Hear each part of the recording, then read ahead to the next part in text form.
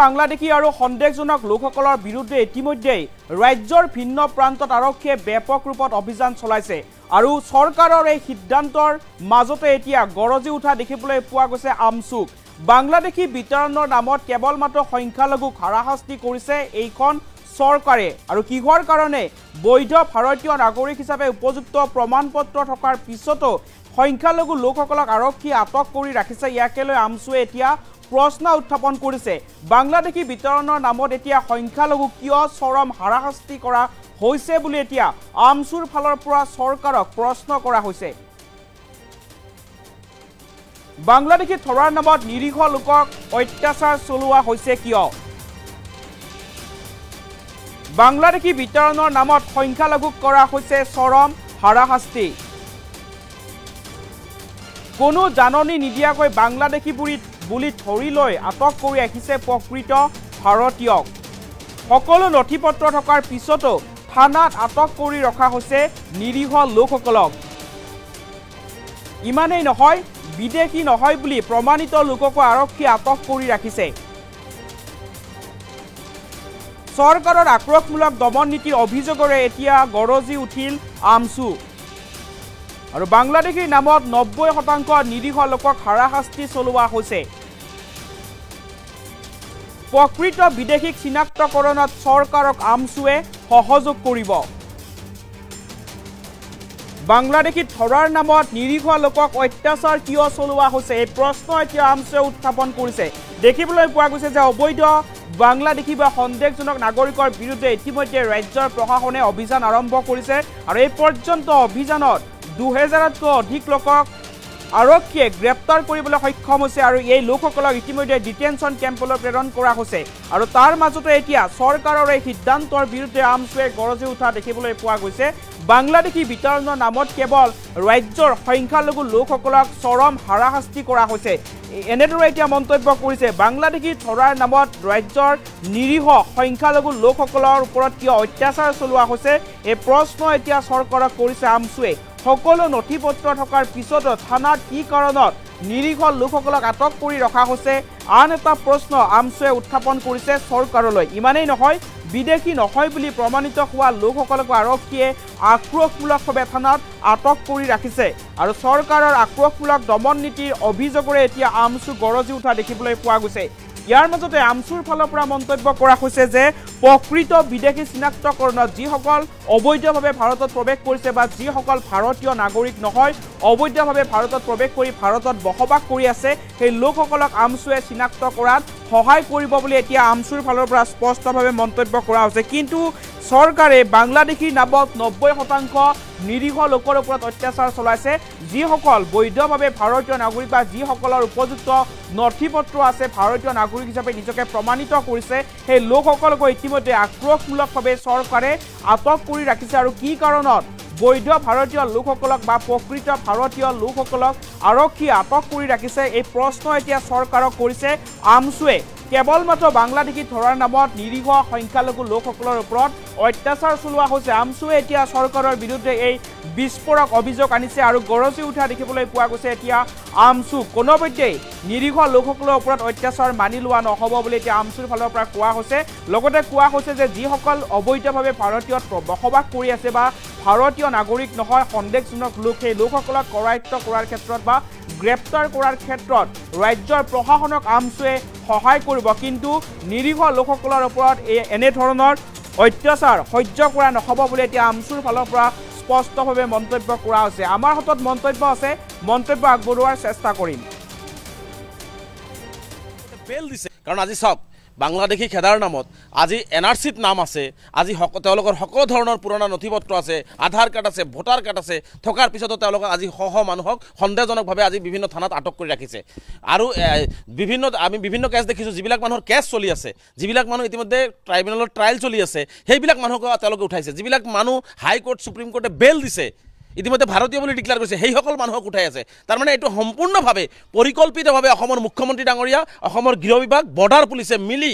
অসমৰ ভাৰতবৰ্ষ বিশেষকৈ অসমৰ মুছলমানসকলক ধৰ্মীয় সংখ্যালঘুসকলৰ ওপৰত এইটো অত্যাচাৰ কৰা হৈছে গতিকে এই অত্যাচাৰ স্পষ্টভাৱে আমি কৈছোঁ বন্ধ কৰাৰ কাৰণে আমি দাবী উত্থাপন কৰিছোঁ বাংলাদেশী আছে বাংলাদেশী চালি জাৰি চাই প্ৰত্যাৱৰ্তন কৰক তাত কোনো আপত্তি নাই আমাৰ তাত সহযোগিতা থাকিব কিন্তু প্ৰকৃত ভাৰতীয় নাগৰিকৰ ওপৰত আজি গুৱাহাটীত আজি দেখিছোঁ যে ৰাতি কথা নাই বতৰা নাই কোনো কেছ নাই কোনো নোটিছ নাই তাৰপিছত তেওঁলোকক উঠাই আনিছে খোৱা পানী এটোপাল তেওঁলোকক দিবৰ কাৰণে পৰিয়ালে এই মানে বিচাৰিছে সেই খোৱা পানীটো তেওঁলোকক দিয়া হোৱা নাই আজি মুখ্যমন্ত্ৰীক মই চেলেঞ্জ কৰিছোঁ যিসকল মানুহক তেওঁলোকে কৰায়ত্ব কৰিছে যিসকল মানুহক তেওঁলোকে মানে সন্দেহ কৰিছে 90% ভাৰতীয় নাগৰিক আজি ডিটেনশ্যন কেম্পত থকা মই আগতে কৈছোঁ যে মুখ্যমন্ত্ৰীক মই প্ৰত্যাহ্বান জনাইছোঁ বৰ্ডাৰ পুলিচক প্ৰত্যাহ্বান জনাইছোঁ শ্বেতপত্ৰ প্ৰকাশ কৰক তেওঁলোকক ভালকৈ আইনী সাহায্য দিয়ক তাৰে 90%তকৈ বেছি মানুহ ভাৰতীয় নাগৰিক হিচাপে প্ৰমাণিত কৰিব পাৰিব আজি সেইকাৰণে আজি অসম চৰকাৰে কেৱল মাত্ৰ ধৰ্মীয় সংখ্যালঘু হোৱাৰ কাৰণে অসমত এটা অস্থিৰ পৰিৱেশ এটা ভয়ংকৰ পৰিৱেশ সৃষ্টি কৰিবৰ কাৰণে ভোট বেংকৰ ৰাজনীতি কৰিবৰ কাৰণে এনেকুৱা ধৰণে তেওঁলোকে মানে নিৰ্মমভাৱে সাধাৰণ জনতাক আক্ৰমণ কৰা আৰম্ভ সাধাৰণ জনতাক বাংলাদেশীৰ নামত অপবাদ দিয়া আৰম্ভ কৰিছে আজি বিভিন্ন কেছ চলি আছে সেই কেছ চলা মানুহক তেওঁলোকে উঠাব নোৱাৰে এনআৰচিত তেওঁলোকৰ নাম আহিছে সেইবিলাক মানুহক তেওঁলোকে উঠাই আনিব নোৱাৰে যিবিলাক মানুহ ইতিমধ্যে ফৰেনাৰ্ছৰ পৰা তেওঁলোকে বিদেশ স্বদেশী ডিক্লেয়াৰ হৈছে কোৰ্টে ডিক্লেয়াৰ কৰিছে তেওঁলোকক কোনো পদ্ধতিতে পুলিচে উঠাব নোৱাৰে কিহৰ ভিত্তিত কি তথ্যৰ ভিত্তিত অসম আৰক্ষীয়ে বৰ্ডাৰ পুলিচে উঠালে আজি বহু মানুহক নোটিছ দিয়া হোৱা নাই নোটিছ নিদিয়াকৈ তেওঁলোকক মানে ফৰেনাৰ ডিক্লেয়াৰ কৰি মানে তেওঁলোকক এপটিকটলৈ পঠাই দিয়া হৈছে আজি 2013 চনত 14 চনত 15 চনত বহু মানুহ তেওঁলোকে ভাৰতীয় হিচাপে কোৰ্টে তেওঁলোকক স্বীকৃতি দিছে তাৰপিছত আকৌ নতুনকৈ তেওঁলোকক নোটিছ নিদিয়াকৈ তেওঁলোকক ফৰেনাৰ বনাই দিয়া হৈছে গতিকে ইয়াত সম্পূৰ্ণ এটা ভয়াৱহ চক্ৰান্ত কৰা হৈছে ভয়াৱহ ষড়যন্ত্ৰ ৰচনা কৰা হৈছে অসমখনত এটা অগ্নিগৰ্ভ পৰিস্থিতি সৃষ্টি কৰিবৰ কাৰণে হিমন্ত বিশ্ব শৰ্মা ডাঙৰীয়াই ৰাজনীতি কৰিবৰ কাৰণে এনেকুৱা ধৰণৰ কথা কৈ আছে আৰু এনেকুৱা ধৰণৰ কৰ্মবিলাক কৈ আছে গতিকে আমি স্পষ্টকৈ কৈছোঁ বিদেশী মানুহক ভালকৈ চিনাক্ত কৰি বাংলাদেশ হওক নেপাল হওক তেওঁলোকৰ লগত প্ৰত্যাৱৰ্তন চুক্তি কৰি প্ৰেৰণ কৰক কিন্তু এই যে যিটো নিৰ্মম অত্যাচাৰ যি ধৰণে এটা ভয়ংকৰ পৰিৱেশ ৰচনা কৰিছে এইটো অসম চৰকাৰ বৰ্ডাৰ পুলিচে বন্ধ কৰিব লাগে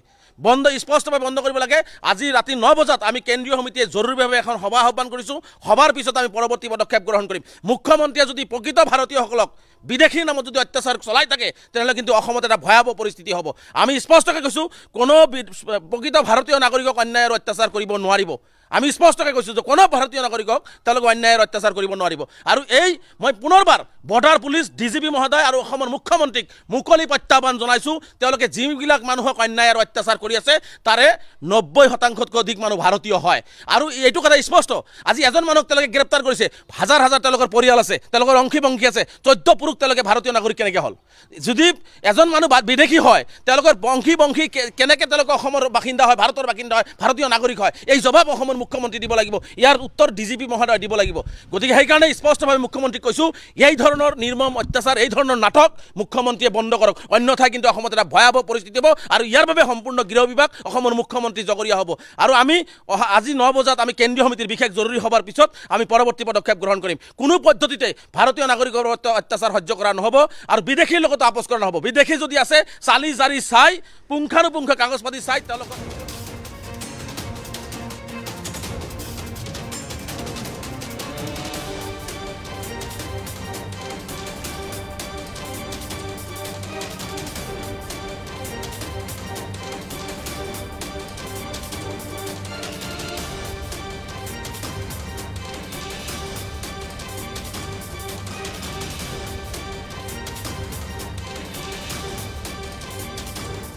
উঠাই আছে কাৰণ আজি চাওক বাংলাদেশী খেদাৰ নামত আজি এনআৰচিত নাম আছে আজি তেওঁলোকৰ সকলো ধৰণৰ পুৰণা নথিপত্ৰ আছে আধাৰ কাৰ্ড আছে ভোটাৰ কাৰ্ড আছে থকাৰ পিছতো তেওঁলোকক আজি মানুহক সন্দেহজনকভাৱে আজি বিভিন্ন থানাত আটক কৰি ৰাখিছে আৰু আমি বিভিন্ন কেছ দেখিছোঁ যিবিলাক মানুহৰ কেছ চলি আছে যিবিলাক মানুহ ইতিমধ্যে ট্ৰাইব্যুনেলৰ ট্ৰায়েল চলি আছে সেইবিলাক মানুহক তেওঁলোকে উঠাইছে যিবিলাক মানুহ হাইকোৰ্ট সুপ্ৰিম কোৰ্টে বেল দিছে ইতিমধ্যে ভাৰতীয় বুলি ডিক্লেয়াৰ কৰিছে সেইসকল মানুহক উঠাই আছে তাৰমানে এইটো সম্পূৰ্ণভাৱে পৰিকল্পিতভাৱে অসমৰ মুখ্যমন্ত্ৰী ডাঙৰীয়া অসমৰ গৃহ বিভাগ বৰ্ডাৰ পুলিচে মিলি অসমৰ ভাৰতবৰ্ষ বিশেষকৈ অসমৰ মুছলমানসকলক ধৰ্মীয় সংখ্যালঘুসকলৰ ওপৰত এইটো অত্যাচাৰ কৰা হৈছে গতিকে এই অত্যাচাৰ স্পষ্টভাৱে আমি কৈছোঁ বন্ধ কৰাৰ কাৰণে আমি দাবী উত্থাপন কৰিছোঁ বাংলাদেশী আছে বাংলাদেশী চালি জাৰি চাই প্ৰত্যাৱৰ্তন কৰক তাত কোনো আপত্তি নাই আমাৰ তাত সহযোগিতা থাকিব কিন্তু প্ৰকৃত ভাৰতীয় নাগৰিকৰ ওপৰত আজি গুৱাহাটীত আজি দেখিছোঁ যে ৰাতি কথা নাই বতৰা নাই কোনো কেছ নাই কোনো নোটিছ নাই তাৰপিছত তেওঁলোকক উঠাই আনিছে খোৱা পানী এটোপাল তেওঁলোকক দিবৰ কাৰণে পৰিয়ালে এই মানে বিচাৰিছে সেই খোৱা পানীটো তেওঁলোকক দিয়া হোৱা নাই আজি মুখ্যমন্ত্ৰীক মই চেলেঞ্জ কৰিছোঁ যিসকল মানুহক তেওঁলোকে কৰায়ত্ব কৰিছে, যিসকল মানুহক তেওঁলোকে মানে সন্দেহ কৰিছে, 90% ভাৰতীয় নাগৰিক। আজি ডিটেনশ্যন কেম্পত থকা মই আগতে কৈছোঁ যে মুখ্যমন্ত্ৰীক মই প্ৰত্যাহ্বান জনাইছোঁ, বৰ্ডাৰ পুলিচক প্ৰত্যাহ্বান জনাইছোঁ, শ্বেতপত্ৰ প্ৰকাশ কৰক, তেওঁলোকক ভালকৈ আইনী সাহায্য দিয়ক, তাৰে 90%তকৈ বেছি মানুহ ভাৰতীয় নাগৰিক হিচাপে প্ৰমাণিত কৰিব পাৰিব। আজি সেইকাৰণে আজি অসম চৰকাৰে কেৱল মাত্ৰ ধৰ্মীয় সংখ্যালঘু হোৱাৰ কাৰণে অসমত এটা অস্থিৰ পৰিৱেশ, এটা ভয়ংকৰ পৰিৱেশ সৃষ্টি কৰিবৰ কাৰণে, ভোট বেংকৰ ৰাজনীতি কৰিবৰ কাৰণে এনেকুৱা ধৰণে তেওঁলোকে মানে নিৰ্মমভাৱে সাধাৰণ জনতাক আক্ৰমণ কৰা আৰম্ভ, সাধাৰণ জনতাক বাংলাদেশীৰ নামত অপবাদ দিয়া আৰম্ভ কৰিছে। আজি বিভিন্ন কেছ চলি আছে, সেই কেছ চলা মানুহক তেওঁলোকে উঠাব নোৱাৰে। এনআৰচিত তেওঁলোকৰ নাম আহিছে, সেইবিলাক মানুহক তেওঁলোকে উঠাই আনিব নোৱাৰে। যিবিলাক মানুহ ইতিমধ্যে ফৰেনাৰ্ছৰ পৰা তেওঁলোকে বিদেশ স্বদেশী ডিক্লেয়াৰ হৈছে, কোৰ্টে ডিক্লেয়াৰ কৰিছে, তেওঁলোকক কোনো পদ্ধতিতে পুলিচে উঠাব নোৱাৰে। কিহৰ ভিত্তিত, কি তথ্যৰ ভিত্তিত অসম আৰক্ষীয়ে বৰ্ডাৰ পুলিচে উঠালে? আজি বহু মানুহক নোটিছ দিয়া হোৱা নাই, নোটিছ নিদিয়াকৈ তেওঁলোকক মানে ফৰেনাৰ ডিক্লেয়াৰ কৰি মানে তেওঁলোকক এপটিকটলৈ পঠাই দিয়া হৈছে। আজি 2013 চনত, 14 চনত, 15 চনত বহু মানুহ তেওঁলোকে ভাৰতীয় হিচাপে কোৰ্টে তেওঁলোকক স্বীকৃতি দিছে, তাৰপিছত আকৌ নতুনকৈ তেওঁলোকক নোটিছ নিদিয়াকৈ তেওঁলোকক ফৰেনাৰ বনাই দিয়া হৈছে। গতিকে ইয়াত সম্পূৰ্ণ এটা ভয়াৱহ চক্ৰান্ত কৰা হৈছে, ভয়াৱহ ষড়যন্ত্ৰ ৰচনা কৰা হৈছে। অসমখনত এটা অগ্নিগৰ্ভ পৰিস্থিতি সৃষ্টি কৰিবৰ কাৰণে হিমন্ত বিশ্ব শৰ্মা ডাঙৰীয়াই ৰাজনীতি কৰিবৰ কাৰণে এনেকুৱা ধৰণৰ কথা কৈ আছে আৰু এনেকুৱা ধৰণৰ কৰ্মবিলাক কৈ আছে। গতিকে আমি স্পষ্টকৈ কৈছোঁ, বিদেশী মানুহক ভালকৈ চিনাক্ত কৰি বাংলাদেশ হওক, নেপাল হওক, তেওঁলোকৰ লগত প্ৰত্যাৱৰ্তন চুক্তি কৰি প্ৰেৰণ কৰক। কিন্তু এই যে যিটো নিৰ্মম অত্যাচাৰ, যি ধৰণে এটা ভয়ংকৰ পৰিৱেশ ৰচনা কৰিছে, এইটো অসম চৰকাৰ বৰ্ডাৰ পুলিচে বন্ধ কৰিব লাগে,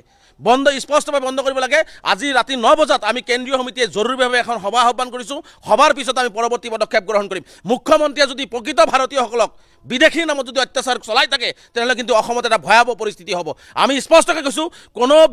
প্ৰকৃত ভাৰতীয় নাগৰিকক অন্যায় আৰু অত্যাচাৰ কৰিব নোৱাৰিব। আমি স্পষ্টকৈ কৈছোঁ যে কোনো ভাৰতীয় নাগৰিকক তেওঁলোকে অন্যায় আৰু অত্যাচাৰ কৰিব নোৱাৰিব। আৰু